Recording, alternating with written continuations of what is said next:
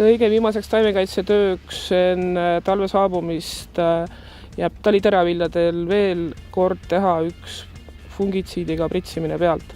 Et meie soovitame sellest kasutada sellist fungitsiidi nagu input, alates 0,3 liitrist hektarile ja sellega me siis kaitseme taime võimalikult enne talve tulekut, et ta läheks nagu lumisene rünnakule nagu julgemalt vastu.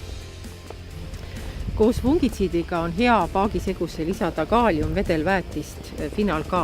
Need sobivad see toode sobib väga hästi kokku fungitsiididega, sest neil on sarnane pH ja selle tõttu on neil omavahel hea sünergia ja koostoime. Ja Final K on kõrge kaaliumisisaldusega vedelväetis, vähese lämmastikusisaldusega ja soovitatakse lisada fungitsiidile 2–3 liitrit hektarile.